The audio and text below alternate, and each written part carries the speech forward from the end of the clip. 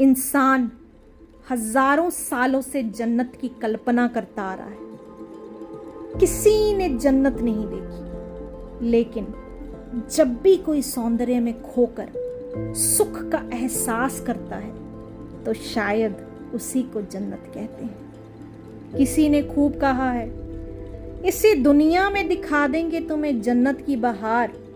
शेख जी, तुम भी जरा लद्दाख तक आकर तो देखो। सो इस वीडियो के द्वारा, इन दृश्यों के द्वारा, इस कुदरत के द्वारा मैं आपको एक ऐसा एहसास कराने की चेष्टा करूंगी जो शायद अब तक आपने ना किया हो। लेकिन इस कुदरत के अलावा लद्दाख की और बहुत सारी इम्पॉर्टेंट पॉइंट्स हैं जो कि आपको पता होने चाहिए। और उसमें पहला पॉइंट आता है द्रास रीजन का, जहाँ पे टेम्परेचर जो है वो एवरेज -20 -23 डिग्री सेल्सियस तक चला जाता है। और अब तक का लोएस्ट टेम्परेचर जो वहाँ पे रहा है वो रहा है -65 डिग्री सेल्सियस। दूसरी बात आती है नुब्रा वैली, जिसको ओरिजिनली लदुम्बरा भी कहा गया है। एक ऐसा एहसास सैंड ड्यून्स का, रेतीली इलाके का, जो शायद आप राजस्थान में कर पाए, लेकिन ये नज़ारा आपको लद्दाख में भी देखने को मिलेगा और वो मिलेगा नुब्रा वैली में।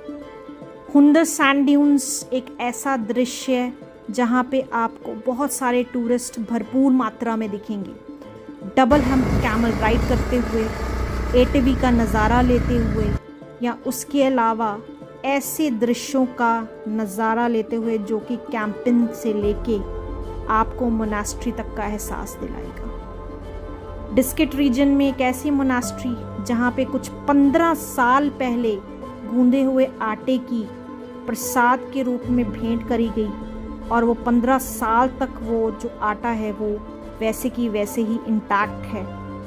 एक ऐसा मंदिर जिसको थोम्पा के नाम से भी जाना जाता है लद्दाखी लैंग्वेज में। और चौथी बात आती है पैंगोंग लेक की। पैंगोंग लेक जो कि सिर्फ 35% जो है वो इंडिया के हिस्से में है, और बाकी की 65% जो है वो चाइना बॉर्डर से लगती है। लेकिन उस 35% पैंगोंग लेक में एक ऐसा नज़ारा, ऐसी झलकियाँ जिसको हम कह सकते हैं कि इतने शेड्स आपको ब्लू कलर के और ग्रीन कलर के इस पैंगोंग लेक में देखने को मिलते हैं जो शायद कहीं और ना मिले। और पांचवी बात आती है रजांगला मेमोरियल की, जहाँ पे जिक्र होता है उन 114 आर्मी पर्सनल्स का जिन्होंने देश के लिए 1962 में कुछ ऐसा कर दिखाया कि चाइना के 1300 से ज़्यादा आर्मी पर्सनल्स को मार गिराया।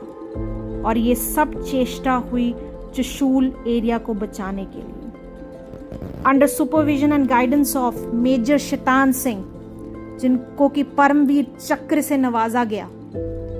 एक ऐसी जीत हम लोगों ने हासिल की जो आज तक लद्दाख की हिस्ट्री में एक यादगार लम्हा बन के रह गई है। So thank you. जय हिंद।